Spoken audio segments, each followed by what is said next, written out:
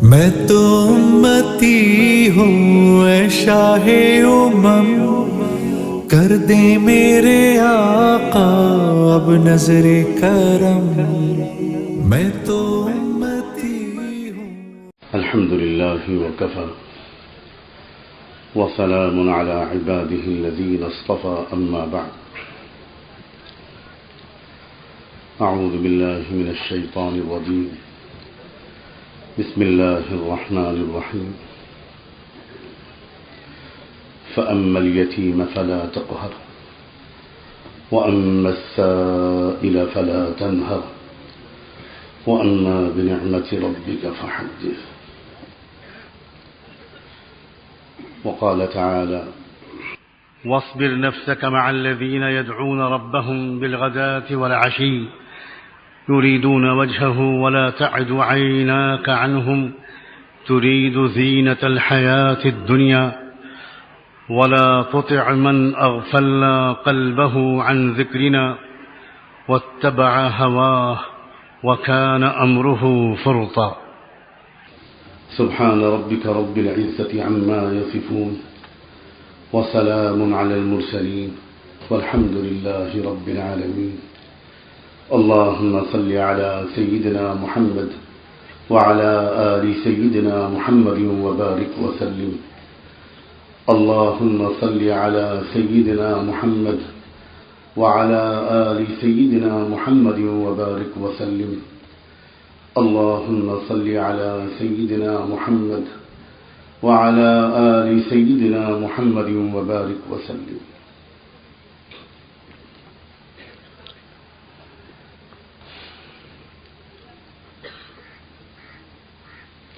ہر ایمان والے پر اپنی مکمل اصلاح کی ہر ممکن کوشش کرنا فرض عین ہے۔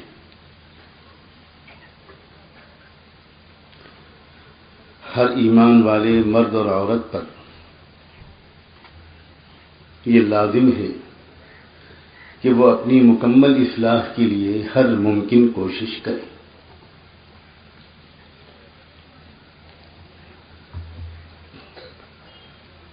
مکمل اصلاح سے مراد یہ ہے کہ ہر ایمان والے کے اندر، ہر ایمان والے مرد یا عورت کے اندر یہ استعداد پیدا ہو جائے، یہ صلاحیت پیدا ہو جائے کہ اللہ تبارک و تعالیٰ کے تمام احکام پر یہ ایمان والا اور یہ ایمان والی خوش دلی اور بشاشت قلب کے ساتھ عمل کرنے لگے۔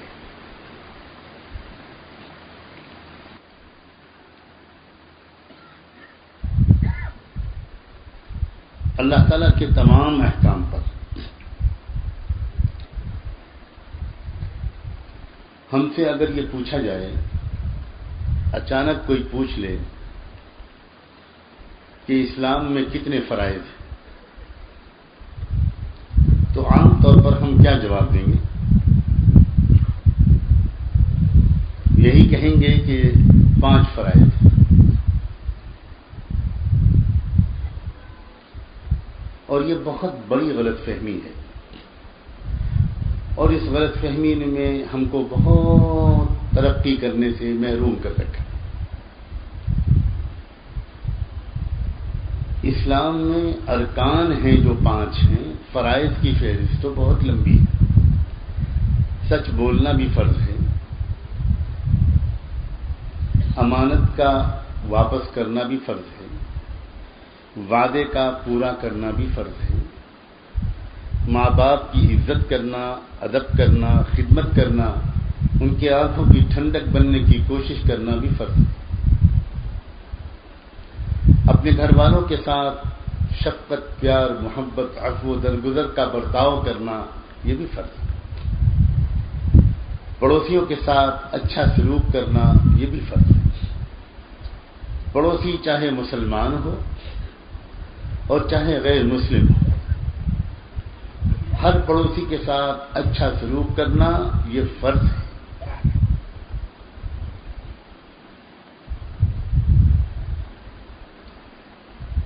اپنی نگاہ کو غلط دیکھنے سے بچانے کی کوشش کرنا اور مستقل طور پر اپنی نگاہ کو محفوظ رکھنے کا سلیقہ سیکھنا، یہ بھی فرض ہے۔ تو اللہ تعالیٰ کے ان تمام احکام پر خوش دلی اور بشاشت قلب کے ساتھ عمل کرنے کی استعداد حاصل کرنا، اس کا نام ہے مکمل اصلاح کی کوشش کرنا۔ یہ ہر مسلمان مرد اور عورت کے ذمہ فرض ہے۔ اتنی بات سمجھ میں آ گئی؟ اب دوسری بات ذرا سمجھیے غور سے۔ دنیا میں کوئی انسان بھی اپنی اصلاح خود نہیں کر سکتا۔ کوئی شخص بھی، چاہے وہ بڑے سے بڑا ولی ہو، بڑے سے بڑا عالم ہو، کوئی انسان بھی اپنی اصلاح خود نہیں کر سکتا۔ انسان کے نفس کا کچھ ایسا سانچہ ہے، ایسی ساخت اور بناوٹ ہے کہ انسان کا نفس اپنی کمزوریوں کے لیے کچھ بہانے، کچھ جواز تلاش کر ہی لیتا ہے۔ یہ انسان کے نفس کی عجیب کمزوری ہے۔ ہم اور آپ سب محسوس کرتے ہیں کہ ہمیں دوسروں کی خرابیوں اور کمزوریوں کے لیے معقول عذر بھی قبول نہیں ہوتے، اور اپنی خرابیوں اور کمزوریوں کے لیے نامعقول عذر بھی ہمیشہ مقبول رہتے ہیں۔ ہمیں جب غصہ آتا ہے تو ہم کہتے ہیں کہ ہم اصل میں بلڈ پریشر کے مریض ہیں۔ کبھی کہتے ہیں کہ گرمی بہت ہے، خانقاہ کے اجتماع میں بار بار غصہ آ رہا تھا اس لیے کہ گرمی بہت تھی۔ آئندہ سے خانقاہ والوں سے کہیں گے کہ یہ اجتماع جنوری کے مہینے میں رکھا کریں تاکہ ہم کو غصہ نہ آئے۔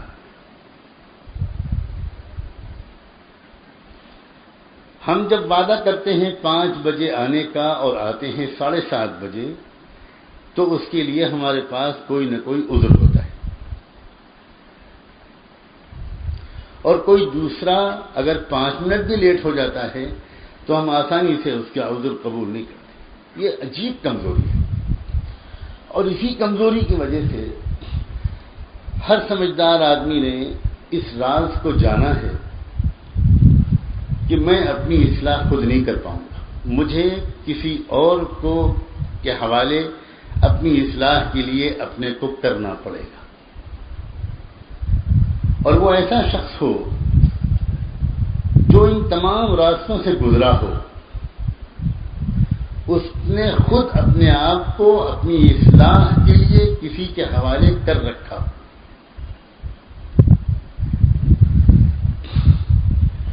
اور اس کو اپنی اصلاح کا سفر جو اس نے طے کیا ہو اور کر رہا ہو، اس کے وہ سینکڑوں مواقع یاد رہتے ہوں جب اس کو اس کے شیخ نے، معلم نے، مرشد نے، مصلح نے، استاد نے، نگراں نے، مربی نے اس کی کمزوریوں کو دور کرنے کے لیے بڑے حکیمانہ راستے اختیار کیے تھے۔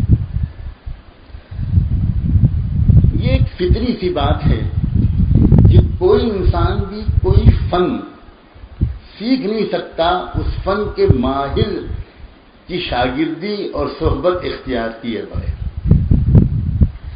اس زمانے میں بالکل بدیہی اور کامن سینس کی باتوں کو لوگوں نے اختلافی بنا لیا۔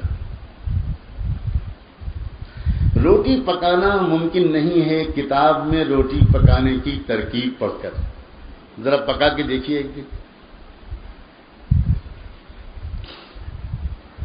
آپ کی بیوی جو بہت اچھی روٹی پکاتی ہے، اس نے کتاب میں پڑھ کر روٹی پکانا نہیں سیکھا۔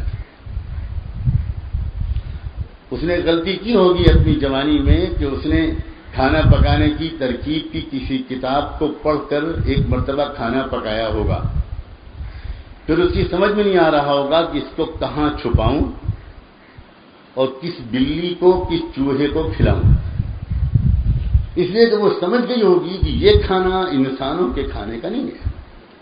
حالانکہ اس نے جس کتاب کو پڑھ کر وہ کھانا پکایا تھا وہ ملی تھی 500 روپے میں اور 4 کلر میں چھپی تھی، کاغذ بہت عمدہ تھا، امپورٹڈ کتاب تھی، اور اس نے فرائیڈ چکن بنانے کی ترکیب پڑھی تھی، انگریزی بھی جانتی تھی، مراٹھی بھی جانتی تھی، ہندی بھی جانتی تھی، اردو بھی جانتی تھی، مائکرو ویو بھی تھا، چولہے بھی تھے، سب کچھ تھا، لیکن جب اندر سے وہ نکلا تو وہ فرائیڈ چکن نہیں تھا، وہ کوئی خطرناک ڈراؤنی چیز تھی۔ کیوں؟ صرف اس لیے کہ اس نے کسی ماہر پکانے والے یا پکانے والی کی نگرانی میں پکانا نہیں سیکھا تھا۔ دنیا میں آج تک کوئی آپ کو ڈرائیور ایسا ملا ہے جس نے کتاب میں دیکھ کر کار ڈرائیو کرنا سیکھا ہو؟ ملا ہو تو مجھ کو ملا دیجیے گا، میں پیدل ننگے پیر چل کے اس کے درشن کرنے کے لیے جانا چاہتا ہوں۔ نہیں ملا۔ اور دنیا میں آج تک آپ نے کبھی ایسے کسی شخص کو دیکھا ہے جو بات بات پر دلیل مانگے؟ یہ بھی تو آج کل کا ایک فیشن ہے۔ ایک ڈرائیونگ سیکھنے کے لیے بیٹھا اور جو استاد تھا ڈرائیونگ کا اس نے کہا کہ بھئی اس طرح کلچ پر پیر دباؤ، ایکسیلیٹر سے پیر اس طرح دھیرے دھیرے دباؤ، اور جو کلچ ہے اس کے اوپر سے پیر کو اس طرح ہٹاؤ۔ اب اس نے پوچھا کہ اس کی پہلے دلیل بتاؤ کیا ہے۔ تو جب وہ دلیل مانگے گا تو وہ استاد گاڑی چھوڑ کے تیز بھاگے گا کہ بھئی پہلے آپ اپنے دماغ کا علاج کرا لیجئے اور میڈیکل فٹنس کا سرٹیفکیٹ لے آئیے، تب میں آپ کو ڈرائیونگ سکھاؤں گا۔ ایسے خبتی آدمی کو ڈرائیونگ سکھاؤں گا تو وہ مرے گا بھی مارے گا۔ اس زمانے میں ہر چیز کی دلیل مانگی جاتی ہے۔ آپ کسی ڈاکٹر سے پوچھئے، ڈاکٹر آپ کو دوا لکھے کہ یہ کیپسول صبح دوپہر شام کھانا ہے اور یہ جو انجیکشن ہے یہ ہفتے میں 1 مرتبہ لگنا ہے۔ مریض پوچھنے لگا ڈاکٹر صاحب اس کی دلیل کیا ہے؟ تو وہ ڈاکٹر اگر ہمدرد ہے تو کمپاؤنڈر سے کہے گا ذرا نگرانی رکھنا اس مریض پر، اور وہ خط لکھے گا اپنے کسی دوست کے نام جو دماغ کی بیماریوں کے علاج کا ماہر ہو، اور اس کے بعد لفافے میں بند کر کے دے گا اور کہے گا کہ میں تو سمجھا تھا کہ آپ کے بخار و کھانسی کا مسئلہ ہے، لیکن وہ بخار و کھانسی پھیپھڑوں سے آگے بڑھ کے یہاں تک پہنچ گیا اور اس کا علاج میں نہیں کر پاؤں گا، اس کا علاج ڈاکٹر شرما کریں گے، میں نے دوست کے نام خط لکھ دیا ہے، آپ وہاں جائیں۔ اور ساتھ میں لانے والوں سے کہے گا کہ راستے میں ذرا دیکھتے رہنا، حالت ٹھیک نہیں ہے۔ کیوں پاگل ہے وہ؟ اس لیے کہ اس نے دلیل مانگی تھی، اور تو تماچا تو نہیں مارا تھا، گالی تو نہیں بکی تھی۔ ارے خدا کے بندو، 2 بنیادی باتیں سمجھ کر جاؤ۔ ہم جب چھوٹی چھوٹی چیزوں کو بھی کسی ماہر کی نگرانی کے بغیر نہیں سیکھ سکتے تو کیا اپنے سر کے بالوں سے لے کر پیروں کے ناخنوں تک اپنے جسم کو نفس و شیطان کے غلبے سے چھٹکارا دلانے کا مشکل ترین کام ہم کیا کسی ماہر کی نگرانی کے بغیر کر سکتے ہیں؟ ہم کیا اپنی مکمل اصلاح کرا سکتے ہیں، کر سکتے ہیں کسی معلم، کسی مرشد، کسی مصلح کے حوالے کیے بغیر؟ یہ پہلے بھی ناممکن تھا، آج بھی ناممکن ہے، قیامت تک یہ ناممکن ہی رہے گا۔ ہمیشہ سے اللہ کی بنائی ہوئی فطرت ایک ہے، لا تبدیل لخلق اللہ۔ اللہ کی بنائی ہوئی تخلیق میں اور فطرت کے تقاضوں میں کبھی تبدیلی نہیں ہوا کرتی۔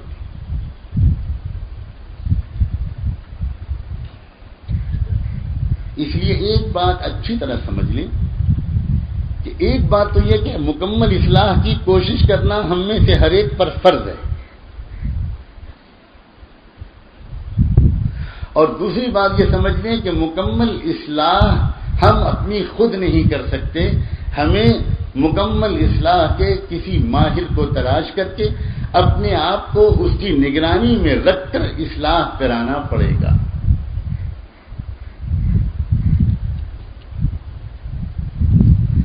حد یہ ہے، اور یہ میں آخری مثال دے رہا ہوں،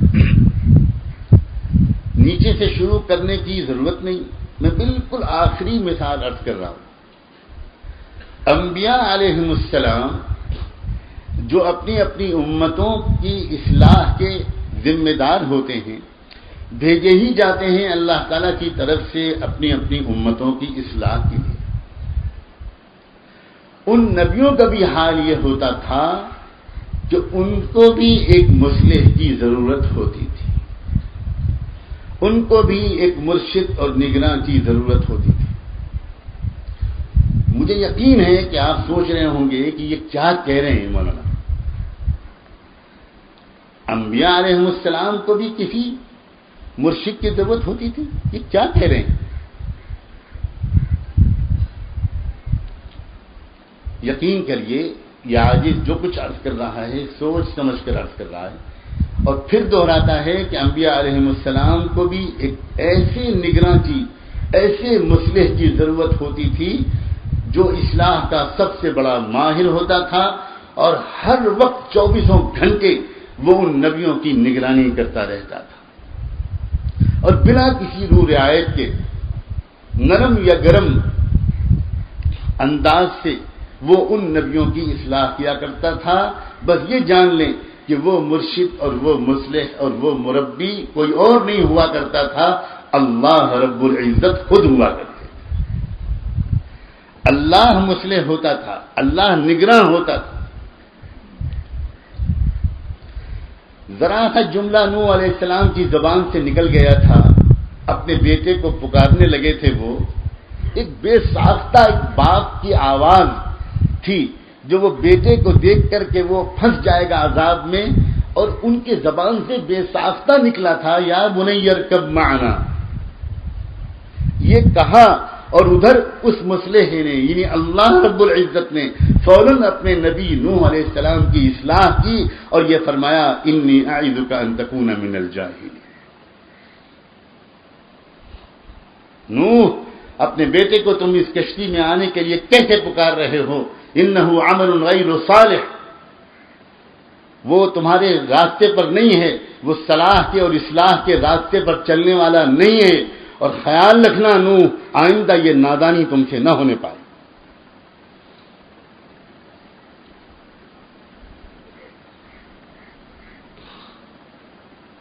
موسیٰ علیہ السلام نے ایک سوال کے جواب میں ذرا سا یہ کہہ دیا، اور کوئی غلط بات بظاہر نہیں کہی تھی. ان سے کسی پوچھنے والے نے پوچھا، ایک بیان فرمایا، انہوں نے بڑا شاندار بیان فرمایا. اس وقت کسی نے ان سے کہا کہ موسیٰ علیہ السلام دنیا میں سب سے بڑا عالم اس وقت کون ہے؟ تو وہ کیسے کہہ سکتے تھے کہ کوئی اور ہے؟ وہ وقت کے صاحب شریعت رسول تھے. انہوں نے کہا کہ بھئی اللہ کو پہچاننے والا تو اس وقت میں سب سے بڑا. مجھے اللہ نے یہ ذمہ داری دی ہے تو اس کا علم بھی اللہ نے مجھے کو سب سے زیادہ دیا. یہ ذرا سی بات تھی، اس میں ایک خوبو ایک شائبہ ہو سکتا تھا بڑے بول کا، دعوے کا، کہ اپنے کو بڑا عالم کہا، کوئی اور سنے گا بعد میں تو اس کو نقصان پہنچ سکتا ہے. موسیٰ علیہ السلام کی قلبی کیفیت کو تو اللہ جانتے تھے، لیکن اللہ تعالیٰ نے اس کو لائٹلی نہیں لیا. اللہ کی نگرانی میں رہتے تھے موسیٰ علیہ السلام، اور اللہ تعالیٰ نے بر وقت فوراً ان کی اصلاح کا انتظام کیا اور ان کو حکم دیا کہ تم ایک اور بندے کے پاس جاؤ، تلاش کرو، لمبا سفر کرو، اور اس بندے کو دیکھ کر تم خود یہ کہنے لگو گے کہ علم کا بہت بڑا حصہ وہ ہے جو اس کے پاس ہے، میرے پاس نہیں ہے، اور تم خود طالب علم بن کر اس سے درخواست کرنے لگو گے هل اتبعک علی ان تعلمنی مما علمت رشدا. آپ اجازت دیں گے میں آپ کا اتباع کروں گا، آپ کے ساتھ ساتھ پیچھے پیچھے چلوں گا، آپ مجھ کو وہ علم سکھا دیجئے جو اللہ نے صرف آپ کو سکھایا.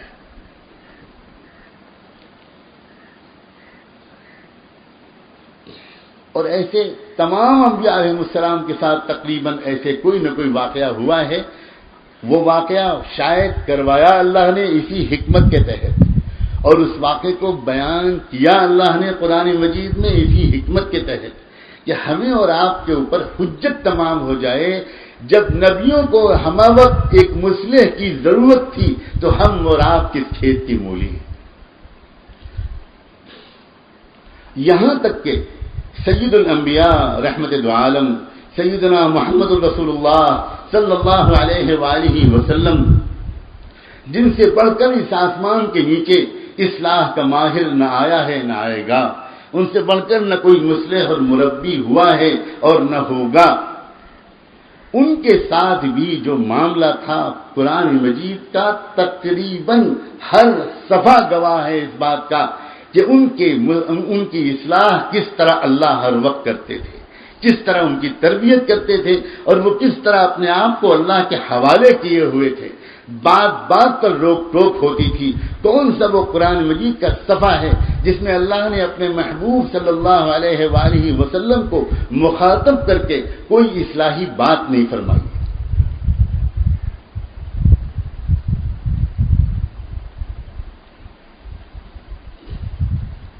کبھی اللہ تعالیٰ نے آپ کو کچھ نعمتوں کی یاد دلائی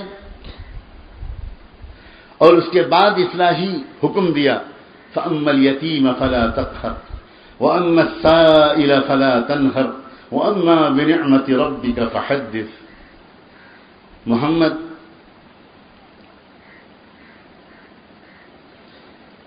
بڑی زبردست نعمتیں ہم تم کو دینے والے ہیں. وَلَسَوْفَ يُعْطِيكَ رَبُّكَ فَتَرْضَى. تم کو خود اپنا ماضی یاد ہے؟ یاد رکھنا اپنا ماضی. الم یجدک یتیما فآوی. تم بالکل یتیم تھے، کوئی سہارا نہیں تھا، اللہ نے تمہارے لیے سہارے کا انتظام کیا.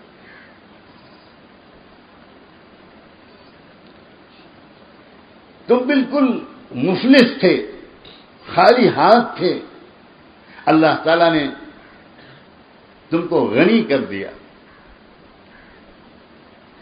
تم تلاش کر رہے تھے، کسی حق کی تلاش تھی، اللہ تعالیٰ نے حق کے راستے تمہارے سامنے کھول دیے. ان نعمتوں کے شکر کے طور پر یاد رکھنا محمد، یتیمی کی تکلیف تو تم خود جھیل چکے ہو. فَأَمَّا الْيَتِيمَ فَلَا تَقْهَرْ. اب تم جب یتیمی میں ادھر ادھر دیکھتے تھے اور تم کو لوگ جھڑک دیا کرتے تھے تو تم دل پر تم جانتے ہو تم پر کیا گزرتی تھی. آئندہ تم کسی یتیم بچے کو کبھی مت جھڑکنا، کبھی کسی یتیم بچے کے ساتھ زیادتی مت کرنا، کسی سائل کو جھڑک مت دینا. وَأَمَّا السَّائِلَ فَلَا تَنْهَرْ. اور تمہارے مربی تمہارے رب نے جو جو تم پر احسانات فرمائے ہیں انہیں ہمیشہ یاد رکھنا، یاد دلاتے رہنا، بیان کرتے رہنا، ضرور بتانا کہ میں کیا تھا اور اللہ نے مجھے کیا بنا دیا.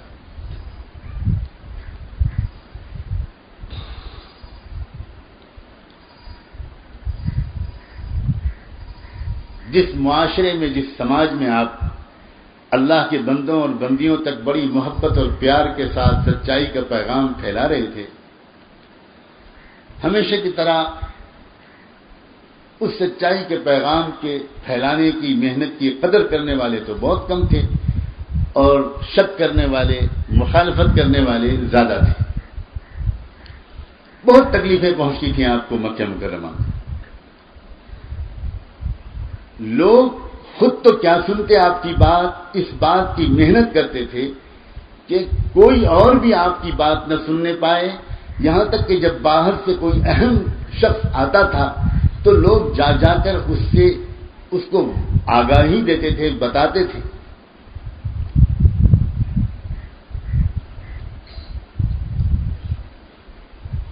ایسے ہی ماحول میں یہی بڑے بڑے لیڈر جو اس طرح کی مخالفت کرتے تھے، ایک ایسا موڑ حالات کا آیا کہ ان لیڈروں نے بھی اس بات کی ضرورت محسوس کی کہ بھئی محمد سے بات کیے بغیر کام چلے گا نہیں. تو الگ ایک وقت مقرر ہوا.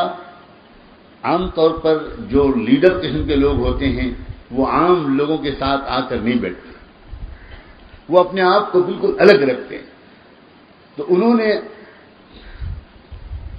اللہ کے رسول صلی اللہ علیہ وآلہ وسلم سے یہ مطالبہ کیا کہ ہم اکٹھا آپ کے پاس آ کر آپ کی بات سننے کے لیے تیار ہیں، شرط یہ ہے کہ آپ الگ ہم کو وقت دیں اور اس وقت آپ ہمارے سوا کسی سے بات نہ کریں. اللہ کے رسول صلی اللہ علیہ وسلم تو ان کی ہدایت کے لیے طلب رکھتے تھے. آپ نے ان کے اس غیر معقول مطالبے کو بھی تسلیم کر لیا اور کہا کہ بہت اچھا. الگ وقت مقرر ہو گیا، وہ لوگ آ گئے، بات چیت شروع ہو گئی. آپ اندازہ کر سکتے ہیں کہ اللہ کے رسول صلی اللہ علیہ وسلم جس طرف کے ساتھ، درد کے ساتھ، محبت کے ساتھ، شفقت کے ساتھ، توجہ کے ساتھ، یکسوئی کے ساتھ ان سے بات کر رہے ہوں گے. آپ کی تمنا ہوگی کہ اللہ یہ لمحہ بار بار نہیں آئے گا، پہلی بار یہ سب اکٹھا ہو کر آپ کے اس بندے کے پاس آئے ہیں، توفیق دے مجھ کو کہ میں آپ کی بات کو بہترین طریقے پر پہنچا سکوں، اور توفیق دے ان کو کہ یہ اس بات کو قبول کر سکیں.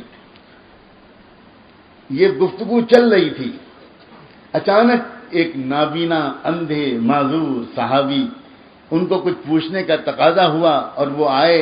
حضور کی آواز ان کے کانوں میں آ رہی تھی، وہ دیکھ سکتے نہیں تھے، انہیں خبر نہیں تھی کہ آپ کس سے بات کر رہے ہیں. انہوں نے اللہ کے رسول کو معمول کے مطابق پکارنا شروع کر دیا. ان کا روز تجربہ تھا، جب سلام کیا اللہ کے محبوب نے بڑی محبت سے جواب دیا، جو پوچھا اس کا جواب دیا. لیکن اس دن آپ کا کوئی جواب نہیں ملا. ایک بار، دو بار، تین بار سلام کرنے کے باوجود جب کوئی جواب نہیں ملا تو وہ بڑے گھبرائے، ڈرے اور پریشان ہوئے اور واپس چلے گئے اپنا ڈنڈا ٹیکتے ہوئے. دل ٹوٹ سا گیا کہ پتہ نہیں مجھ سے کیا غلطی ہوئی کہ اللہ کے محبوب نے 3 بار سلام سننے کے باوجود بھی آج جواب نہیں دیا.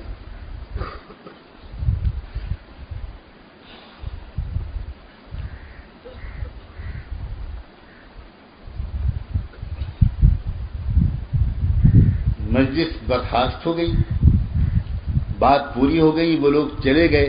اللہ کے رسول اٹھ گئے اور اٹھ کر اپنے گھر کی طرف چلے. راستے ہی میں اللہ تعالیٰ کی طرف سے ایک فرشتہ جبریل امین حاضر ہو، اور ابھی آپ پہنچے بھی نہیں تھے کہ راستے ہی میں یہ آیتیں اتری: عبس وتولى ان جاءه الاعمى وما يدريك لعله يزكى او يذكر فتنفعه الذكرى اما من استغنى فانت له تصدى وما عليك الا يزكى واما من جاءك يسعى وهو يخشى فانت عنه تلهى كلا انها تذكرة. چہرے پہ شکن آ گئی، منہ موڑ لیا، صرف اس وجہ سے کہ اس کے پاس ایک اندھا آ گیا. اللہ اکبر. اللہ تعالیٰ کا عجیب انداز ہے اپنے محبوب صلی اللہ علیہ وآلہ وسلم کی اصلاح کرنے کا، عجیب انداز ہے. اللہ کے رسول نے ان ابتدا کی چھوٹی چھوٹی 2 آیتوں کو سن کر کانپ گئے. چل مجھ سے غلطی ہو گئی کہ میرا رب براہ راست مجھ سے خطاب بھی نہیں کر رہا، یہ بھی نہیں کہہ رہا کہ تم سے یہ غلطی ہوئی. یہ ضمیر غائب کی استعمال کی جا رہی، یا اللہ مجھ سے کیا غلطی ہو. عجیب کیفیت آپ کے قلب کی ہوئی. اللہ نے آپ کے قلب کی وہ کیفیت دیکھی اور اسلوب خطاب کو بدل دیا. فرمایا: عبس وتولى ان جاءه الاعمى وما يدريك لعله يزكى. اب خطاب بدل گیا. محمد تمہیں کیا خبر تھی؟ اگر تم اس آنے والے طالب صادق کی طرف محبت سے دیکھ لیتے، اس کی طرف متوجہ ہو جاتے، تو یقینی طور پر اس کا پورا باطن منور ہو جاتا، روشن ہو جاتا اس کا پورا وجود. او یذکر فتنفعه الذکریٰ، یا اس کو ایک سبق ملتا، نصیحت ملتی، اور وہ نصیحت اس کے کام تو ضرور آتی. جن لوگوں کو بالکل طلب نہیں ہے، تم ان کے اوپر محنت کرتے رہے، ساری محنت تمہاری ان کے اوپر رہی. اما من استغنى فانت له تصدى وما عليك الا يزكى. اور تمہارے اوپر کیا عیب آتا، الزام آتا، کیا قصور ہوتا تمہارا اگر ان لوگوں کو کوئی ہدایت نہ ملتی جن سے تم بات کر رہے تھے. وَأَمَّا مَنْ جَاءَكَ يَسْعَى وَهُوَ يَخْشَى، اور جو میرا بندہ تمہارے پاس آیا بہت طلب کے ساتھ آیا، محنت کے ساتھ آیا، قربانی دے کر آیا، وَيَخْشَى، اور جو جس کے بارے میں اللہ فرماتے میں گواہی دیتا ہوں کہ وہ میرا ڈرنے والا بندہ تھا، وہ خشیت والا بندہ تھا، وہ انابت والا بندہ تھا. وَأَمَّا مَنْ جَاءَكَ يَسْعَى وَهُوَ يَخْشَى فَأَنْتَ عَنْهُ تَلَهَّى، تم نے محمد اس کی طرف سے بے توجہی برتی. کلا انہا تذکرہ، خبردار محمد کان کھول کر سن لو، یہ رویہ آئندہ نہیں چلے گا. انہا تذکرہ، یہ ایک نصیحت ہے. اللہ، دنیا میں کوئی بڑے سے بڑا بدگمان اور شکی مزاج انسان کیا رحمت دو عالم صلی اللہ علیہ وآلہ وسلم کے بارے میں یہ شک کر سکتا ہے کہ آپ نے ان لوگوں کو جو ترجیح دی اور ان سے جو آپ بات کرتے رہے اور اس طالب صادق کو جو آپ نے نظر انداز کیا چند منٹ کے لیے، اس کے پیچھے وجہ یہ تھی کہ آپ ان دولت مندوں سے مرعوب تھے اور آپ ان لیڈروں کے کچھ سے کچھ مفادات حاصل کرنا چاہتے تھے. کیا کوئی یہ شک کر سکتا ہے اللہ کے رسول کا؟ یہ سارا مجمع تو بہرحال سمجھداروں کا مجمع ہے. یہ عاجز تو سمجھتا ہے کہ جو بیچارے اللہ کے رسول کو براہ راست نہیں بھی جانتے، کچھ تھوڑا بہت جانتے ہیں، وہ بھی کہیں گے نہیں محمد کے فیصلے میں کوئی اور راز رہا ہوگا. وہ ایسے تو نہیں تھے کہ وہ غریبوں کو نظر انداز کرتے اور امیروں کی طرف توجہ کرتے، ساری زندگی ان کا یہ مزاج نہیں تھا. یقین ہے اللہ کے رسول پر کوئی یہ شک نہیں کر سکتا. اور سمجھدار تو آگے بڑھ کر کہیں گے نہیں، آپ کی نیت تو صرف یہ تھی کہ بھائی یہ تو میرا دن رات کا ساتھی ہے، بعد میں بات کر لیں گے. یہ بڑے نازک مزاج لوگ آج پہلی بار متوجہ ہوئے ہیں، یہ متوجہ ہو گئے اور ان کے دل میں کچھ بات اتر گئی. ہزاروں کو ہدایت ملے گی تو ہزاروں اور لاکھوں کو جہنم سے بچانے کی مخلصانہ نیت کے سوا رحمت دو عالم صلی اللہ علیہ وآلہ وسلم کے قلب و دماغ میں کوئی اور مقصد ہرگز نہیں تھا. لیکن اس کے باوجود یہ تو وہ پہلو ہیں جن کی طرف اللہ کے رسول کی نگاہ گئی، لیکن ایک پہلو ایسا ڈھونڈ نکالا اللہ نے، اور اللہ کو ڈھونڈنے کی کیا ضرورت ہے. اللہ کی نظر ایک اور پہلو کی طرف گئی، جس پہلو کی طرف نظر کا ڈالنا، نظر کا اس طرف پھیرنا اللہ کی بارگاہ میں ضروری تھا، اللہ کے نزدیک ضروری تھا. اور وہ پہلو یہ تھا کہ اے محمد ایک بات کا خیال رکھنا، جب تمہارے سامنے دو قسم کے لوگ ہوں، طالبین ہوں اور کوئی مغرور، مستغنی، گھمنڈی، اور کوئی بڑا آدمی چاہے وہ کچھ ہو لیکن بے طلب ہو، ناقدرہ ہو، تو ہمیشہ میرے پیارے لاڈلے محبوب خیال رکھنا تم طلب صادق والے کو ترجیح دینا، چاہے وہ پھٹے پرانے کپڑے پہنے آئے ہوئے ہو، چاہے وہ معذور ہو، چاہے وہ غریب ہو، اور ان گھمنڈیوں اور مغروروں کو ہر نظر انداز کر دینا، چاہے وہ جتنے پاورفل لوگ ہوں، جتنے بڑے لوگ ہوں. دعوت کا یہ اصول، دعوت کا یہ مزاج، اصلاح و تربیت کا یہ اسلوب اور یہ باریک بات یقیناً اللہ ہی سکھا سکتے تھے اپنے محبوب صلی اللہ علیہ وآلہ وسلم کو. کوئی اور تو نہیں لقمہ دے سکتا تھا، کوئی اور تو نہیں ٹوک سکتا تھا، کسی اور کی نگاہ بھی اس پہلو کی طرف نہیں جا سکتی تھی. اور پھر اصلاح کا نرالا انداز، ایک بڑے سے بڑا شیخ اپنے قریب سے قریب مرید کی جو اصلاح کرتا ہے وہ تنہائی میں کرتا ہے، رازداری کے ساتھ کرتا ہے، کسی اور کے سامنے نہیں کرتا. مگر اللہ نے اپنے محبوب صلی اللہ علیہ وسلم کی اصلاح کا قرآن مجید میں عجیب و غریب انداز کئی جگہ اختیار کیا کہ آیت اتاری، قرآن میں رکھوائی. اب قیامت تک قرآن جب جہاں جہاں پڑھا جائے گا ہر پڑھنے والا جان لے گا اللہ نے اپنے محبوب کی اصلاح اس طرح کی تھی. حضور اکرم صلی اللہ علیہ وسلم نے تو شکایت نہیں کی کہ اللہ آپ تو میری نیت جانتے ہیں، اگر اصلاح کرنی تھی تو خاموشی سے کچھ جبریل سے مجھ سے کہلوا دیتے، میرے دل میں الہام کر دیتے. یہ قرآن میں آپ ایسی آیت کیوں اتار رہے ہیں؟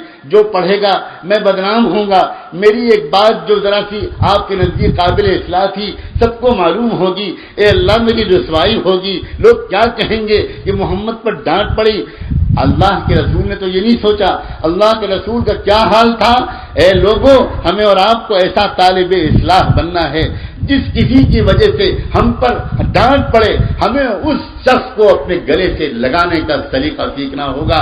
جیسے اللہ کے رسول صلی اللہ علیہ وسلم کا حال زندگی بھر یہ رہا کہ اس کے بعد جب کبھی سیدنا عبداللہ ابن ام مکتوم آپ کے پاس آتے تھے تو اور صحابہ سے تو آپ مصافحہ فرماتے تھے، لیکن جب وہ آتے تھے تو ہمیشہ کھڑے ہو کر آپ معانقہ فرماتے تھے اور کہتے تھے مرحبا بالذی عاتبنی فیہ ربی، آؤ آؤ تم تو میرے وہ پیارے دوست ہو جس کی وجہ سے میرے رب نے مجھ کو ڈانٹا.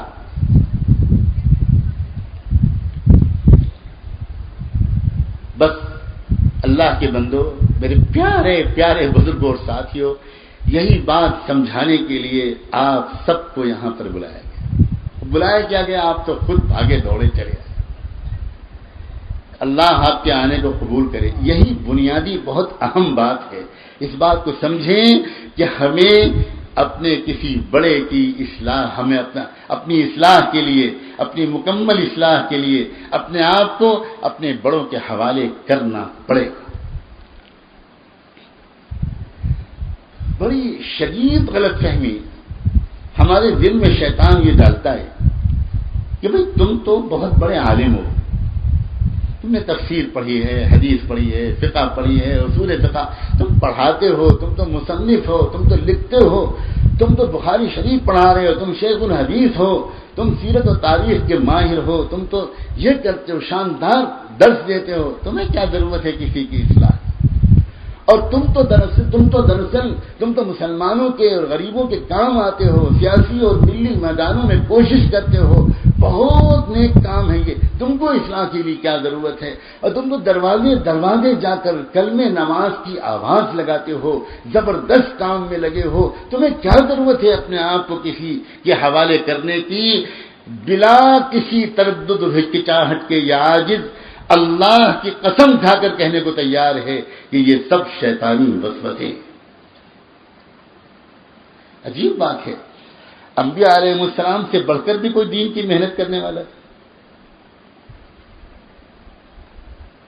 انبیاء علیہ السلام کو قدم قدم پر اللہ کی ہدایات کی ضرورت تھی، اور ہم ذرا سا عالم بن گئے اور ہمیں کسی مصلح کی ہدایات کی کوئی ضرورت نہیں، ہمیں کسی کی نگرانی کی کوئی ضرورت نہیں. یہ خطرناک بات ہے. یہ وہ رجحان ہے جو ہمارے زمانے میں جو مادیت کا، اباحیت کا، مغربیت کا، جدیدیت کا جو طوفان ہے اور جو نفسانیت کا ایک سیلاب ہے، جس میں کوئی چھوٹا اپنے کو چھوٹا ماننے کو تیار نہیں ہے، جس میں چھوٹا بننے سے پہلے بڑے بن جانے کا شوق بہت زیادہ پھیلتا چلا جا رہا ہے، جس میں ایک انارکی ہے، جس میں ایک بغاوت کا مزاج ہے. کوئی چھوٹا اس کے لیے تیار نہیں ہے کہ وہ اپنے کو چھوٹا تسلیم کرے یا کوئی بڑا اس کو کچھ سمجھائے. یہ زمانے کا جو مزاج ہے، جو مغرب سے آیا ہوا یاجوجی اور ماجوجی جو فتنہ ہے، یہ اس کا اثر ہے کہ دینی جماعتوں کے اندر، علمی حلقوں کے اندر ہمارے اندر یہ بیماری ہمارے اندر پہنچ گئی. اور وہ یہ کہ ہم میں سے بھی بڑی تعداد میں لوگ یہ کہنے لگے کہ ہمیں کسی کی نگرانی کی کوئی ضرورت نہیں. موسیٰ علیہ السلام کو اللہ کی نگرانی کی ضرورت ہے، ہارون علیہ السلام کو اللہ کی نگرانی کی ضرورت، حضرت نوح علیہ السلام کو اللہ کی نگرانی کی ضرورت، حضرت ابراہیم و اسماعیل کو اللہ کی نگرانی کی ضرورت، حضرت سلیمان کو اللہ کی نگرانی کی ضرورت، جناب محمد رسول اللہ کو اللہ کی نگرانی کی ضرورت، اور ہمیں کسی کی نگرانی کی ضرورت. اللہ تبارک و تعالیٰ اس امت کو اس بلا سے محفوظ رکھے اور ہم سب کے اندر اس ضرورت کا احساس جاگ جائے. اور اس کے بعد جس وقت ہم یہ فیصلہ کریں اس وقت ہم اصلاح کو بھی جانیں کہ اصلاح کا رشتہ قانونی نہیں ہوا کرتا. انسان اپنا مصلح کسی کو بنائے، کسی کو تسلیم کرے تو یہ قانونی رشتہ نہیں ہے کہ دستاویز پہ دستخط ہو گئی، انگوٹھے لگ گئے اور وکیل صاحب نے کیونکہ بھی انگوٹھے لگا دیے اور پتہ چلا کہ یہ صاحب جو ہیں اپنی اصلاح ان سے کرائیں گے. یہ قانونی رشتہ یہ نہیں ہے، یہ محبت کا رشتہ ہے، یہ عشق کا رشتہ ہے، یہ قربان ہو جانے کا رشتہ ہے. جس طرح صحابہ کرام کو جو محبت تھی سیدنا محمد رسول اللہ صلی اللہ علیہ وآلہ وسلم سے، صحابہ کا رشتہ اللہ کے رسول سے صرف قانونی نہیں تھا. صحابہ کا رشتہ عشق و محبت کا تھا، اور میں تو کہتا ہوں عشق و محبت کے الفاظ اس زمانے میں اتنے عام کر دیے گئے ہیں کہ اس تعلق کی ترجمانی کے لیے جو صحابہ کو اللہ کے رسول سے تھا، مجھے تو یہ لفظ بھی ناکافی نظر آتا۔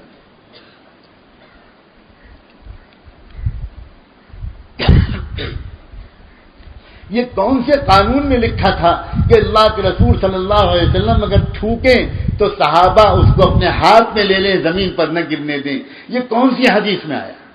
یہ کہاں حکم دیا گیا تھا صحابہ کرام کو یہ کرنے کا؟ لیکن کیا اس کا بھی انکار کیا جا سکتا ہے؟ ہماری تو مصیبت یہ ہے کہ آپ جو بھی ایسے واقعات سنائیے، 1000 حوالے دے دیجئے، 1000 صحیح بخاری اور صحیح مسلم کے حوالے دے دیجئے، 1000 آپ سیرت ابن ہشام کے حوالے دے دیجئے، مسند احمد کے حوالے دے دیجئے۔ محققین محدثین نے اس قسم کے واقعات کی بڑی بڑی محنت کر کے سندوں کی تخریج کی ہے کہ صحابہ کرام کو جو محبت تھی اللہ کے رسول سے، جس طرح وہ حضور کو محبت سے دیکھتے تھے، کیا انداز تھا۔ آج کے زمانے میں چونکہ ہماری وہ محبتیں ضعیف ہیں، اس لیے ہم فوراً کہہ دیا کرتے ہیں کہ یہ حدیثیں ضعیف ہیں۔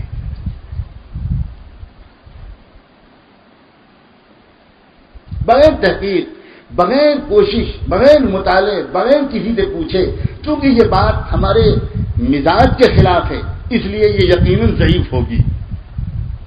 واہ بھائی واہ، آپ ضعیف ہوں گے قبلہ، اپنے ذوق کو ٹھیک کرائیے۔ آپ کی عقل ضعیف ہوگی، آپ کا ایمان ضعیف ہوگا، آپ کا تعلق ضعیف ہوگا، آپ کو یہ سارے ذوق تو نظر آتے نہیں۔ آج ہمارے دلوں سے، ہم دینداروں کے دلوں سے بھی وہ محبت نکل گئی۔ یقین مانیں، ایک طرف تو جب آپ دیوانہ وار لپکتے ہیں، جی چاہتا ہے ہر ایک کا حضرت سے مصافحہ ہو، تو نظم کی وجہ سے کچھ کہیں کہیں پابندیاں لگانی پڑتی ہیں، لیکن یقین مانیے آپ کو یہ آج خوشخبری سناتا ہے کہ اس محبت کو محسوس کرتے اور اس محبت کو دیکھ کر آپ کو حضرت کی جو دعائیں مل رہی ہیں، آپ ان کا تصور نہیں کرتے۔ آپ تو بہرحال رات میں کھانا کھانے کے بعد یہاں سو جاتے ہیں، لیکن پوچھئے حضرت کے خدام سے، 1 منٹ بھی وہ اللہ کا بندہ رات میں نہیں سوتا۔ وہ دامن پھیلا پھیلا کر ہر موقع محل پر بار بار یہ دعا کرتا ہے، اللہ اپنے بندوں کی محبت کو قبول فرما۔ یہ اللہ تبارک و تعالی اس سنت کا احیاء کرا رہے ہیں، ایک مٹے ہوئے مزاج کو زندہ کروا رہے ہیں۔ دین کے جو حقیقی مزاج تھا وہ محبت کا تھا، وہ واقعی محبت کا تھا۔ یہ کس حدیث میں آیا تھا کہ اللہ کے رسول صلی اللہ علیہ وسلم علاج کے لیے اپنے جسم سے تھوڑا سا خون نکلوائیں اور ایک صحابی کو دیں کہ جا کر اس کو ذرا کسی ایسی جگہ پر دفن کر دو کہ جہاں کوئی جانور وغیرہ کے پیر اس کے اوپر نہ پڑیں، اور وہ صحابی جاتے ہیں اور اس خون کو بجائے زمین میں دفن کرنے کے پی لیتے ہیں۔ یہ کیا چیز تھی؟ یہ قانونی رشتے کے اندر یہ چیزیں نہیں آتی، یہ محبت کی باتیں ہیں۔ صحابہ کرام کے اس مزاج کو اللہ اس امت میں دوبارہ زندہ کر دے کہ ایک طرف ان سے زیادہ محبت کرنے والا دنیا میں کوئی پیدا نہیں ہوا جو دین کے لیے، اللہ کے رسول سے، اللہ کے لیے، اپنی روحانی اصلاح کے لیے خالص دینی نقطہ نظر سے ایسی محبت اللہ کے رسول سے کرتا ہو اور اس کے ساتھ ساتھ اس محبت کو ادب اور توحید کے حدود کے اندر رکھنے میں بھی کامیاب ہو جاتا۔ یہ ایک عجیب و غریب بات ہے۔ یا ہم کو شیطان اس مزاج کی طرف لے جاتا ہے کہ محبت محبت محبت اور محبت کی وجہ سے اور آگے بڑھ کر غلو، اور اس بندے کو، اس ولی کو یا نبی کو خدا کا درجہ دے دینا، یہ سنگین گمراہی ہے۔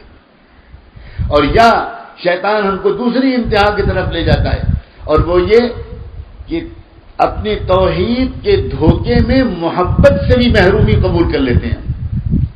درمیان کا راستہ حق کا راستہ ہے، صحابہ کرام کا راستہ ہے، اہل سنت والجماعت کا راستہ ہے، اور وہ کیا ہے؟ وہ ہے کہ محبت بھی بھرپور ہو لیکن محبت حد کے اندر رہے، کہیں ہم اپنے محبوب کو خدا نہ بنا دیں.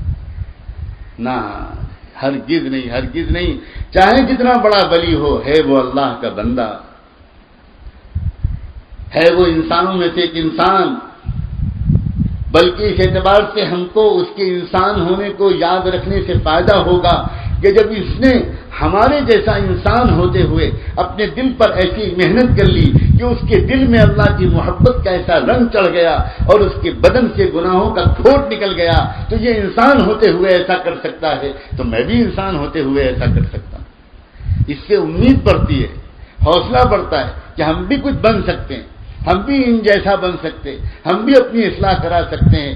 جتنا ذکر اس بندے نے کیا ہے ہم بھی اتنا ذکر کر ڈالیں. جتنی احتیاط گناہوں سے بچنے کی اس بندے نے کی ہے ہم بھی احتیاط اتنی کر ڈالیں. گناہوں کے مواقع سے دور رہنے کا جو اہتمام بچپن سے اس اللہ کے بندے نے کیا ہے ہم بھی کر ڈالیں.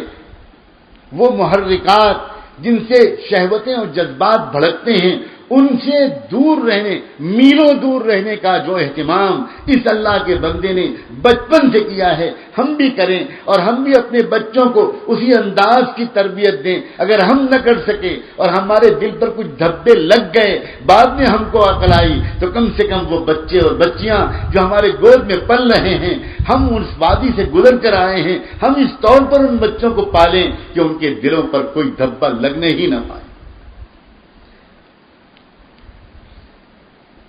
اپنی مکمل اصلاح کی کوشش کرنا ہر مسلمان مرد اور عورت پر فرض عین ہے، اور اپنی مکمل اصلاح خود ہم اپنی نہیں کر سکتے، چاہے ہم کوئی بھی ہوں، ہرگز نہیں کر سکتے. ہمیں بہرحال اپنے آپ کو کسی کے حوالے کرنا ہوگا. حکیم الامت حضرت اقدس تھانوی رحمۃ اللہ علیہ نے تو کھل کر بار بار لکھا ہے کہ بیعت ہونا ضروری نہیں ہے، حوالے ہونا ضروری ہے. ہمارے مخدوم حضرت مولانا منیر صاحب یہاں تشریف رکھتے ہیں، اگر کوئی بات یا عاجز غلط کہے گا تو حضرت اصلاح فرمائیں گے. بہت عارفانہ بات ہے. آج ہم بیعت تو ہو جاتے ہیں، اپنے آپ کو حوالے نہیں کرتے، رابطہ نہیں رکھتے، ایک ایک بات کے سلسلے میں اصلاح کا عزم نہیں کرتے. آپ حضرات سے یہ عاجز گزارش کرتا ہے کہ اللہ تعالیٰ نے ایک موقع عنایت فرمایا ہے. آپ جب حضرت والا توبہ کے کلمات پڑھائیں تو آپ میں سے جو حضرات دیگر مشائخ سے آپ کا تعلق ہے، یہ بات یہ عاجز صاف صاف کہنا ضروری سمجھ رہا ہے. آپ میں سے جن کا تعلق دیگر مشائخ سے ہے، آپ ان توبہ کے کلمات کو پڑھ کر ان مشائخ سے اپنے تعلق کو اور مضبوط کریں، اور وہ اپنے ان مشائخ کی خدمت میں حاضر ہوں اور جا کر کہیں کہ حضرت ہم نے آپ سے بیعت تو کی تھی مگر کچھ بھی نہیں پوچھا، آپ رابطہ بھی نہیں رکھ سکے، اپنے آپ کو حوالے نہیں کیا. اے اللہ آپ حضرت معاف فرما دیجئے، اور اب سے نئے سرے سے ہم اپنی اصلاح کے لیے اپنے آپ کو آپ کے حوالے کریں. جن حضرات کا اب تک مشائخ سے تعلق نہیں تھا، آپ کسی سلسلے میں داخل نہیں تھے، ان کے لیے حضرت والا کے حکم سے یہ بات یہ عاجز آپ تک پہنچا رہا ہے کہ آپ اس بات کا خیال رکھیں کہ حضرت والا تو مہمان ہیں، تشریف لے جائیں گے، اللہ کرے کہ ان کے قدم بار بار آئیں، لیکن آپ کا ان سے براہ راست رابطہ نہیں ہوگا.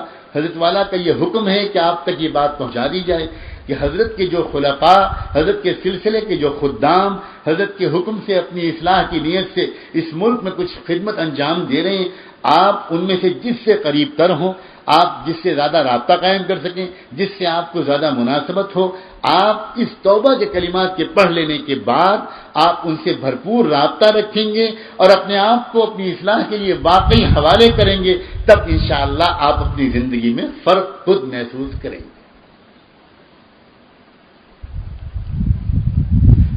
حضرت والا نے ایک اور بات کہنے کا اس عاجز کو حکم دیا کہ آپ کی اس مجمع کے سامنے ایک بات اور بھی کہہ دی جائے، اور وہ یہ کہ اللہ کے ذکر کی طرف توجہ کرنے کے ساتھ ساتھ اللہ کے علم کی طرف بھی توجہ بڑھائیے. علم حاصل کیجیے. اگر آپ قرآن مجید نہیں پڑھ سکتے تو قرآن مجید پڑھیے، اور آپ باقاعدہ کوشش کیجیے کہ آپ کے پاس دینی علم ہو. اس کے لیے آپ اپنے علاقے کے علماء سے ضروری علم دین حاصل کیجیے. علم اور ذکر کے احیاء کا یہ دور ہے، وقت کا تقاضا ہے، اتنا ہی یہ عاجز عرض کر سکتا ہے کہ علم اور ذکر کی لائن پر ہماری محنت میں اضافہ ہو۔ اس لیے اس جانب بھی ذرا توجہ بڑھائیے، اور آپ حضرات، خاص طور پر وہ حضرات جو سلسلے میں داخل ہو رہے ہیں، آج بھی شام کو انشاءاللہ حضرت والا تفصیل کے ساتھ، آج یہ بات درخواست کی گئی ہے کہ اگر وقت ہوا تو حضرت والا کچھ تفصیل سے سمجھا دیں گے کہ بیعت کے کلمات کو پڑھنے کے بعد آپ کے اوپر کیا ذمہ داری آتی ہے۔ اگر وقت رہا تو اس کو سمجھا دیں گے، ورنہ حضرت اپنے خدام کے حوالے کر کے یہ کام جائیں گے کہ اپنے اپنے ضلعوں میں، آپ کے اپنے اپنے علاقوں میں جہاں بھی آپ ہیں وہاں یہ بات آپ کو سمجھائی جائے کہ سلسلے کے معمولات کی پابندی آپ کو کس طرح کرنی ہے، اور ان معمولات کی پابندی کرتے ہوئے اپنے احوال سے کس طرح آپ کو باخبر کرتے رہنا ہے، تاکہ قدم بقدم آپ آگے بڑھتے رہیں۔ وقت بہت کم بچا ہے اور کام بہت زیادہ ہے، منزل ابھی بہت دور ہے، اپنی مکمل اصلاح کی منزل بہت دور ہے، اور ہمیں سفر طے کرنا ہے۔ ایک امیدوں والی بات بھی عرض کر دوں، اگر ہم یہ سمجھ لیں کہ منزل بہت دور ہے اور کہیں شیطان ہماری ہمت پست نہ کر دے، مکمل اصلاح کی کوشش کرنا فرض ہے، مکمل اصلاح کرائے بغیر نہ مرنا فرض نہیں ہے۔ اگر بیچ میں موت آ گئی اور مکمل اصلاح نہ ہو پائی تو اللہ اپنے کرم سے یہ بعید نہیں ہے کہ وہ مکمل اصلاح والوں کے ساتھ ہمارا حشر فرمائے۔ اس لیے کہ اللہ تعالیٰ بڑے انصاف والے ہیں۔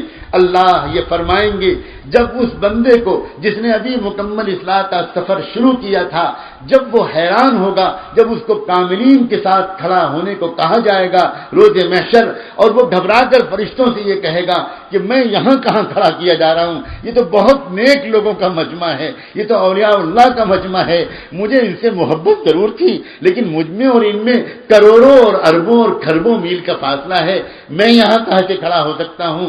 تب اللہ کی طرف سے اس کو پیغام ملے گا، بندے یہ بات میں تجھ سے زیادہ جانتا ہوں کہ تو ان جیسا نہیں بن سکا تھا، لیکن تجھے ان جیسا بننے کا تو نے ارادہ کر لیا تھا، سفر شروع کر دیا تھا، راستے میں موت تو میں نے تجھ کو دے دی، تو میں اپنے فیصلے کی سزا تو تجھ کو نہیں دے سکتا، میرے یہاں تو ظلم نہیں ہوا کرتا، تیرا ارادہ اور عزم پکا تھا، تو وہاں تک پہنچنا چاہتا تھا، بیچ میں نے تجھ کو اپنے پاس بلا لیا، تو جو بقیہ مسافت کی کسر تھی وہ اپنے فضل سے پورا کر کے تجھے میں ان کاملین کے ساتھ ہی جنت میں رکھوں گا۔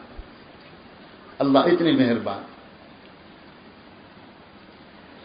ایک بات اور عرض کر دوں، حضرت والا کی نے فرمایا تھا کہ وہ بات بھی کہہ دی جائے، بہت تاکید سے تفصیل کے ساتھ اس کو اس بات کا حکم ملا کہ وہ بات بھی کہہ دی جائے، اور وہ یہ کہ بھائی جو علماء کرام یہاں پر تشریف لائے ہیں ان تک یہ بات ضرور صراحتاً پہنچا دی جائے کہ حضرت والا کے حکم سے یہاں پر فارغ التحصیل نوجوان طلبہ کی تربیت کا جو 2 سالہ ادارہ یہاں پر قائم کیا گیا ہے، معہد الامام ولی اللہ دہلوی للدراسات الاسلامیہ کے نام سے، حضرت کا فرمانا ہے کہ یہ بات صاف کہہ دی جائے، اور یہ واقعہ سنایا کہ حضرت گنگوہی نور اللہ مرقدہ سے جب پوچھا گیا کہ آپ وقت کے اتنے بڑے محدث تھے، آپ وقت کے اتنے بڑے عالم ہیں، اور آپ حضرت حاجی امداد اللہ مہاجر مکی جو رسمی طور پر علماء میں تھے بھی نہیں، آپ نے اپنے آپ کو ان کے حوالے آخر کیوں کیا؟ تو انہوں نے فرمایا کہ دیکھو بھائی، ایک ہوتی ہیں حضور پاک صلی اللہ علیہ وسلم کی تعلیمات اور ایک ہوتی ہیں حضور پاک کی کیفیات۔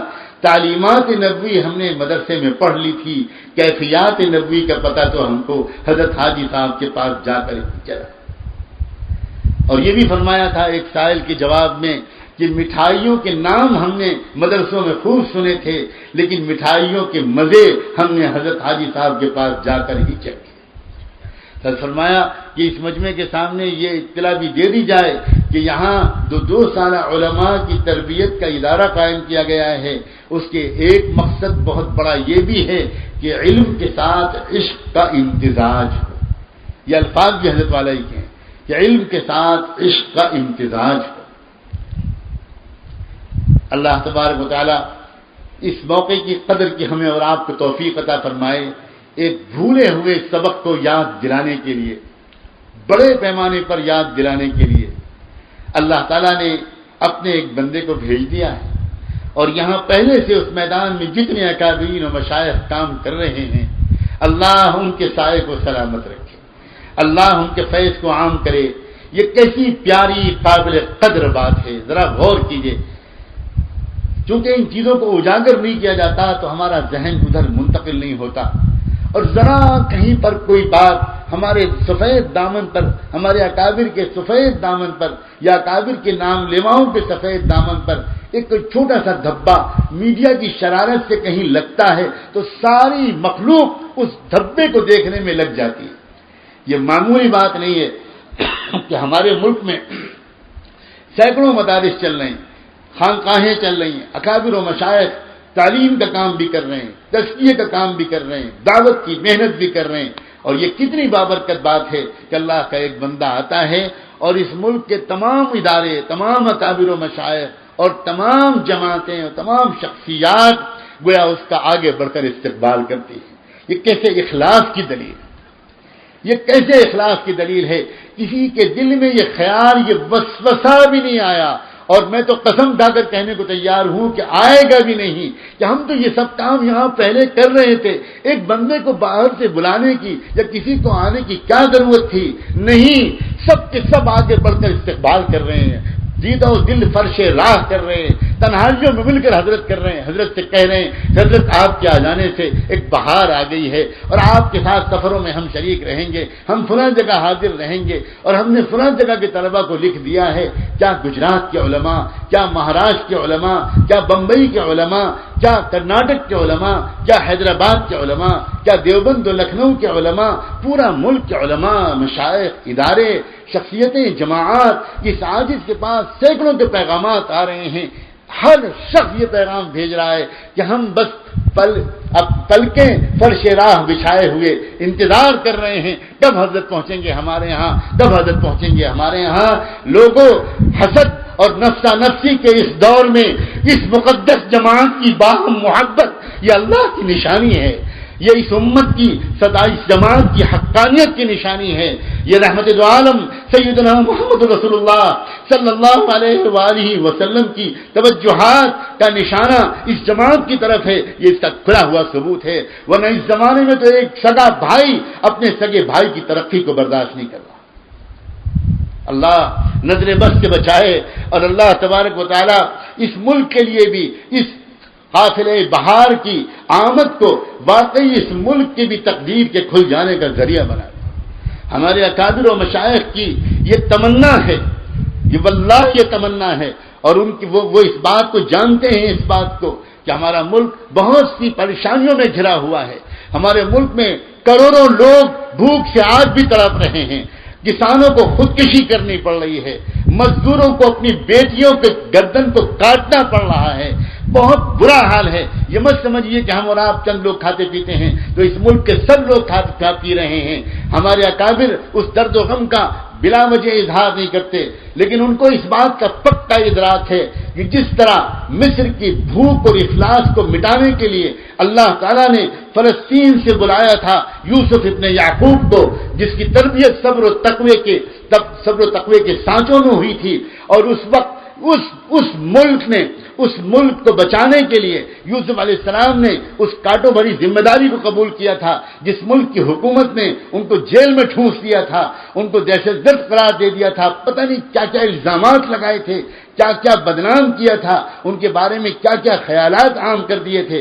لیکن سلام ہو یوسف علیہ السلام پر کہ جس بادشاہ نے، جس ملک کی حکومت نے ان کے ساتھ یہ سلوک کیا تھا، جب وقت آیا اور بادشاہ نے خواب دیکھا اور خواب کی تعبیر یوسف علیہ السلام نے بتائی، اور جب یوسف علیہ السلام نے وہ خواب کی تعبیر بتائی اور تعبیر یہ نکلی کہ اگلے 7 سال تک ملک میں پیداوار ہوگی، اور اس کے اگلے 7 سال تک ملک میں سوکھا پھیلے گا، قحط پھیلے گا، لوگ بھوکے مریں گے، کیا ہوگا؟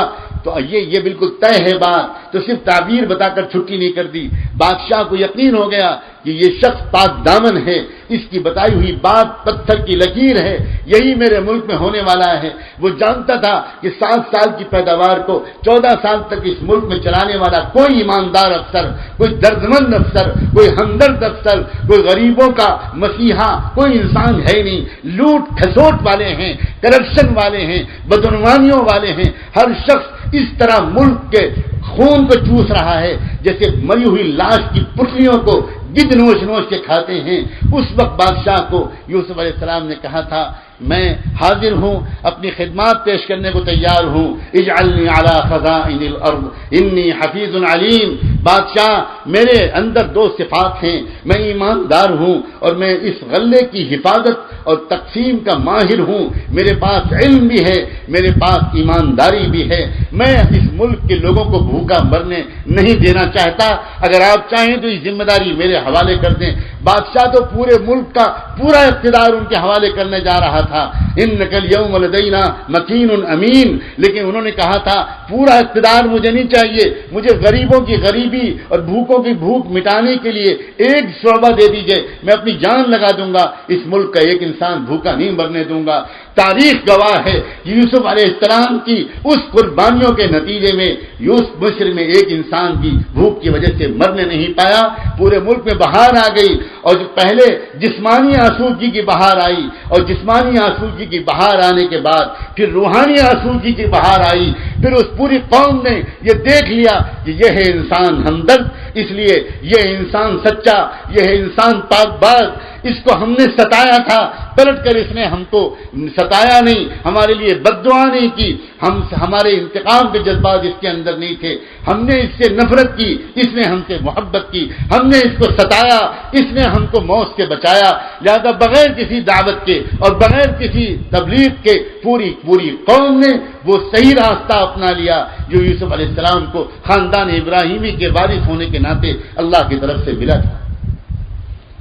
اس عاجز کو جن اکابر کی گود میں اس عاجز کو اللہ نے پلوایا ہے، بچپن سے اس عاجز کا یقین ہے اس ملک کی تقدیر پلٹے گی، اس ملک کے غریبوں کی قسمت روشن ہوگی، اس ملک کے اندر بدامنی دور ہوگی، تو کس کے ہاتھ ہوگی؟ یقین رکھنا اسی مدرسہ و خانقاہ کے پروردہ ان اللہ کے بندوں کے ہاتھوں سے ہوگی جن اللہ کے بندوں کے دل انتقام کے جذبے سے بالکل پاک ہوں گے۔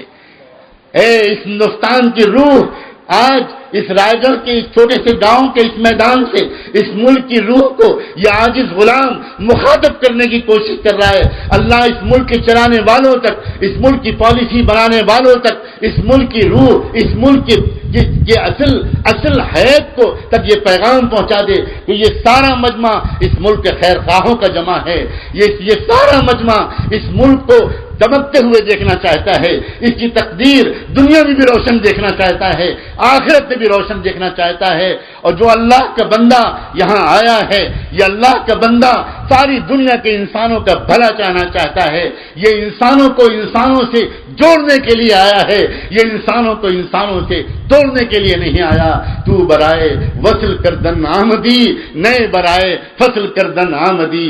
بس ہمیں اور آپ کو چاہیے کہ ہم اپنے اصل پیغام کو لے کر اٹھیں، ہم اپنی اصلاح مکمل طور پر اب کرا کر رہیں گے۔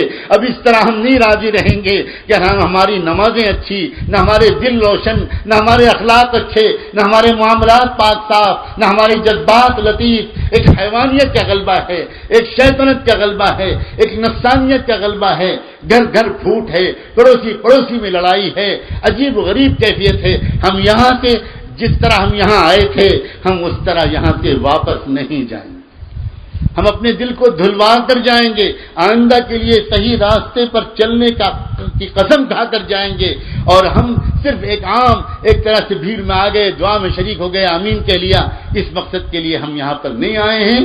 ہم تو اپنے دل کے جذبات کو بدلوانے کے لیے آئے ہیں، ہم اپنے پوری زندگی کے قبلے کو درست کرنے کے لیے آئے ہیں۔ اللہ تبارک و تعالی اس بات کی نزاکتوں کو، اس کی لطافتوں کو اور اس کی تفصیلات کو سمجھنے کی توفیق عطا فرمائے۔ وآخر دعوانا ان الحمدللہ رب العالمین۔ اب تھوڑی دیر کے لیے ذرا سا مراقبہ کر لیجئے، اپنے گردن کو جھکا لیجئے، آنکھوں کو بند کر لیجئے اور اپنے دل کی دنیا میں، اپنے من کی دنیا میں جھانک کر دیکھیے۔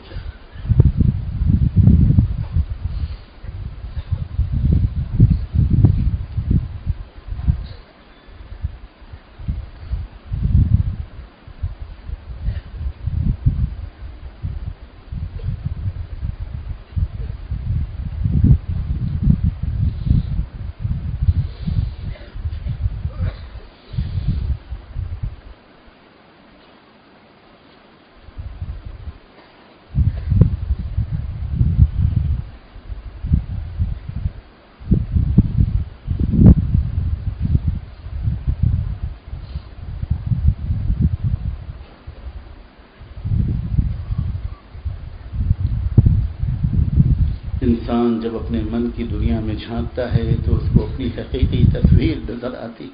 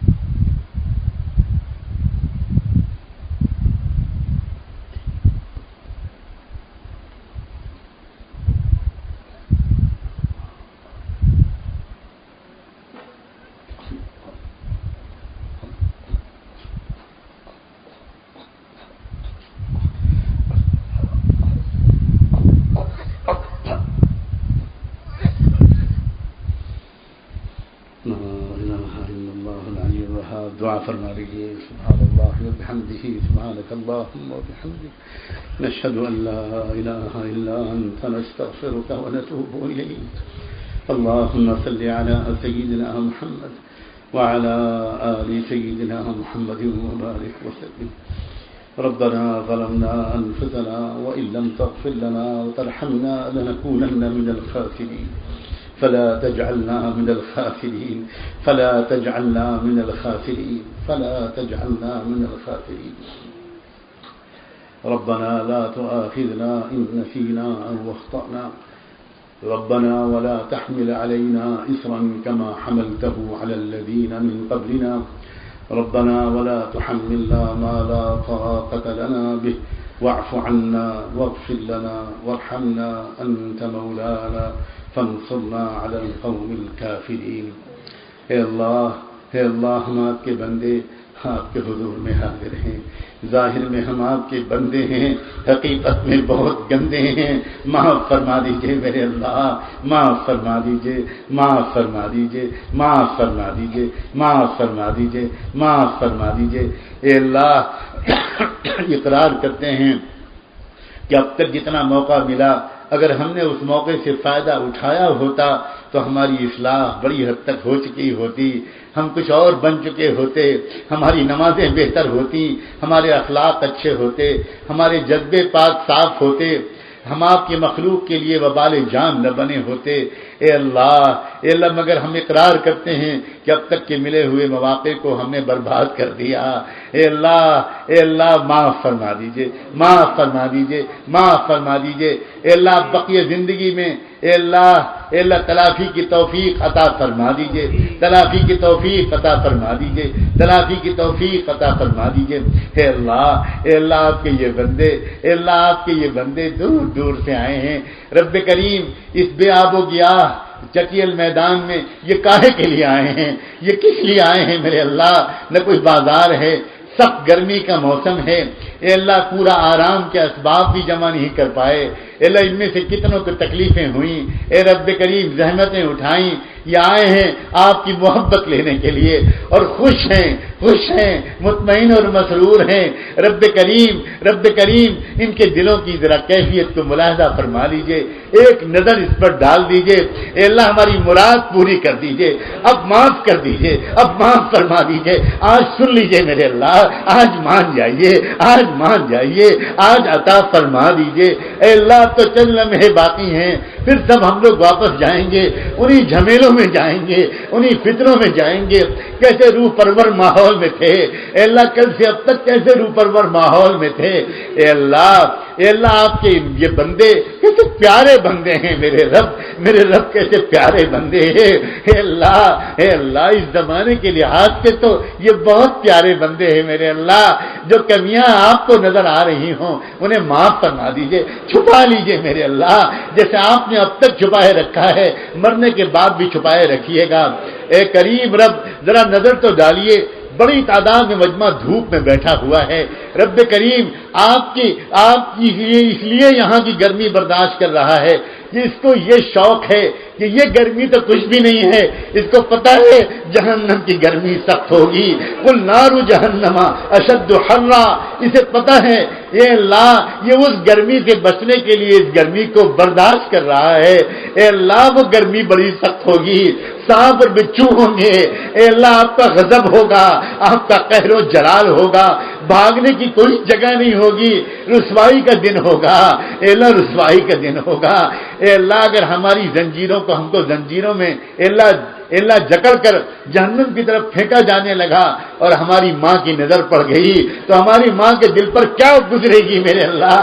ہمارے ماں باپ کے دل پر کیا گزرے گی؟ اے اللہ کیا ہماری ماں نہیں کہے گی بیٹا میں نے تو تجھ کو عالم بنایا تھا, تو کیا کر کے آیا ہے, تو کیا کرتوت کر کے آیا ہے, کیا حرکتیں کر کے آیا ہے, کیا آج اس طرح جہنم میں پھینکا جا رہا ہے؟ اے اللہ کوئی بچا نہ پائے گا اس دن, کوئی بچا نہ پائے گا.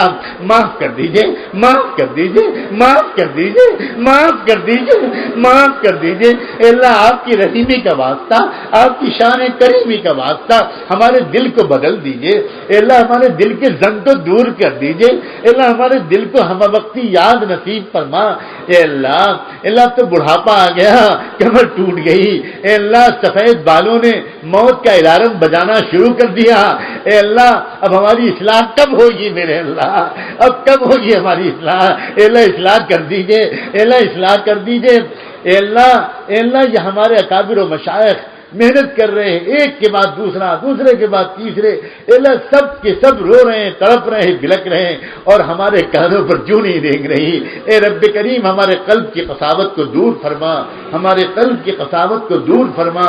اے اللہ ہم کو یہ راز سمجھا دیجئے کہ ہماری اصلاح اس وقت تک نہیں ہو پائے گی جب تک ہم اپنے لیے کوئی مصلح نہ متعین کر لیں, نہ تلاش کر لیں اور اس مسئلے سے محبت کریں, اس مسئلے کی خدمت کریں, اس مسئلے کی بتائی ہوئی اصلاحی تعلیمات پر دل و جان سے عمل کریں.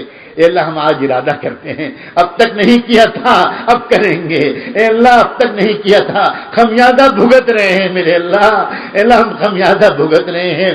اے اللہ سر کے بالوں سے لے کر پیروں کے ناخنوں تک گناہوں میں لت پت ہو گئے ہیں. اے اللہ یہ اس کا خمیازہ ہی تو ہے. اگر ہم نے اصلاح کرائی ہوتی تو ہم چمک اٹھے ہوتے, ہمارا غصہ ختم ہو گیا ہوتا, ہمارے اندر تواضع اور عاجزی ہوتی, ہماری آنکھیں محفوظ ہوتی, ہم پاک دامن ہوتے. رب کریم نوجوان اس مجمع میں جو موجود ہیں, اے اللہ کیسی کیسی خدمتیں کی ہیں رب کریم, کیسی کیسی خدمت کی جماعتوں نے انجام دی ہیں, نظم کی جماعت والوں نے انجام دی ہیں اور ابھی بھی لگے ہوئے ہیں اپنی اپنی ڈیوٹیوں میں. رب کریم آپ کی اس رحمت کا واسطہ جس کی ایک تجلی نے ایک کتے کے پلے کو پانی پلا دینے والی ایک گنہگار عورت کو پل بھر میں مغفرت کا پروانہ دلوا دیا تھا. اے اللہ ایک کتے کو پانی پلا دینے کا یہ انعام ہو سکتا ہے تو آپ کے ان بندوں نے تو آپ کے مہمانوں کی خدمت کی ہے. رب کریم علماء کی خدمت کی ہے, صالحین کی خدمت, وضو خانے, طہارت خانے, استنجا خانے, کھانے کے زون, لائٹ اور مائک کا انتظام, کیا کیا شعبے, یہ پنڈال, یہ تخت اور پتہ نہیں کیا کیا کیا ہے. کوئی کھانا پکا رہا ہے, کوئی دوڑ دوڑ کے پانی کی سپلائی کی نگرانی کر رہا ہے. رب کریم ان خدمت کرنے والوں کی خدمت کو قبول کر کے ان کو بھی اے اللہ اور ان کے طفیل ہم سب کو بھی معاف فرما دیجئے, معاف فرما دیجئے میرے اللہ, معاف فرما دیجئے. ہمارے قلب کو روشن فرما دیجئے, ہمارے قلب کی تاریکیوں کو دور فرما دیجئے. اے اللہ مستقلیات کی دولت عطا فرما دیجئے. اے اللہ غفلت سے چھٹکارا دے دیجئے, معصیت کی ذلت سے بچا لیجئے, معصیت کی ذلت سے بچا لیجئے. اطاعت کی عزت نصیب فرما دیجئے, اطاعت کی عزت نصیب فرما دیجئے, اطاعت کی عزت نصیب فرما دیجئے. اے اللہ اے اللہ اے اللہ اے اللہ اے اللہ اے اللہ اے اللہ اے اللہ اے اللہ اللہ اللہ اللہ اللہ اللہ سن لیجئے، مان جائیے، اللہ توجہ فرما دیجئے، نظر کرم سے دیکھ لیجئے۔ اے اللہ، ایک جیل کے قیدیوں میں اعلان کیا گیا کہ آج بادشاہ سلامت بہت خوش ہیں، آج قومی دن ہے، آج سنا مبارک دن ہے۔ بادشاہ سلامت نے اعلان کیا ہے جتنے قیدی اپنے جرموں کا اقرار کر کے معافی مانگ لیں گے آج میں سب کو رہا کر دوں گا۔ اے اللہ، پھانسی کی کوٹری میں ایک قیدی سزائے موت کے انتظار میں بیڑیوں میں جکڑا پڑا تھا، اس نے جیل کے افسروں کی خوشامد کی، مجھے بیڑیوں کے ساتھ ہی گھسٹ گھسٹ کر جانے کی اجازت دے دو اور پہرے میں لے چلو، بادشاہ سلامت کے سامنے جا کر میں بھی اقرار جرم کر کے معافی مانگوں گا۔ افسروں نے رحم کھایا، اس کو اجازت دے دی، گھسٹتا ہوا وہ قیدی آیا بادشاہ کے تخت کے سامنے۔ اے اللہ بادشاہ کے قدموں پہ سر رکھے، بادشاہ سے اپنے اولاد کی جان کی خیرات مانگنے لگا، کہنے لگا میں مجرم ہوں، مانتا ہوں، میرے بچے بھوکے مر رہے ہیں، مجھے رہا کروا دیجئے۔ بادشاہ نے حکم دے دیا فوراً رہا کر دو۔ رب کریم آج کہ اللہ آج کے بارے میں ہم کو پتا چلا کہ آج شام کی دعا ہوگی اور آپ کا دربار خاص لگے گا۔ ہم اپنے گناہوں کی بیڑیوں میں گھسٹتے ہوئے آئے ہیں میرے اللہ، ہم بھی تو شام کو آپ سے درخواست کریں گے، اللہ معاف کر دیجئے، معاف کر دیجئے۔ اے اللہ ہم بھی تو آپ کی خوشامد کریں گے، اپنے بچوں کی خیرات مانگیں گے، بھیک مانگیں گے۔ اے اللہ امید ہے کہ آپ ہماری رہائی کا فیصلہ کر دیں گے۔ اے اللہ ہم یہاں سے جانا چاہتے ہیں، دو فیصلے لے کر جانا چاہتے ہیں۔ اب تک کے گناہوں کو معاف کر دیا آپ نے، ایک تو یہ فیصلہ، اور آئندہ کے لیے ہم کو گناہوں کے اور فتنوں سے بچانے کا فیصلہ کر دیا۔ یہ فیصلہ رب کریم فیصلے فرما دیجئے، فیصلے فرما دیجئے، فیصلے فرما دیجئے۔ اے اللہ اپنے کرم سے جو مانگا ہے وہ بھی عطا فرما دیجئے، جو نہیں مانگ سکے مانگنا چاہیے تھا وہ بھی عطا فرما دیجئے۔ ایک آخری التجا اور ہے، رب کریم آسمان سے اب تک جتنے قطرے برسے ہیں یا آئندہ برسیں گے، ریت کے جتنے ذرے اب تک چمکے ہیں یا آئندہ چمکیں گے، پیڑ پودوں پر جتنے پتے پتیاں پھل یا پھول اب تک کھلے ہیں یا آئندہ کھلیں گے، اے اللہ ان سب سے زیادہ اپنے محبوب رحمت دو عالم سیدنا محمد الرسول اللہ صلی اللہ علیہ وآلہ وسلم کی خدمت اقدس میں ہم سب گنہگار بندوں اور بندیوں کے نام لے لے کر درود و سلام بھجوا دیجئے، ان پر اور ان کی آل پر، ان پر اور ان کے اہل بیت پر، ان پر اور ان کے صحابہ اور صحابیات پر، ازواج مطہرات پر، ذریت طیبہ پر، اور ان کے نقش قدم پر چلنے والے تمام صالحین و صالحات پر، اور اسی راستے پر جینے اور مرنے کی ہم سب کو توفیق عطا فرما۔ وصلی اللہ تعالی علی خیر خلقہ سیدنا محمد وعلی آلہ وصحبہ اجمعین برحمتک یا ارحم الراحمین۔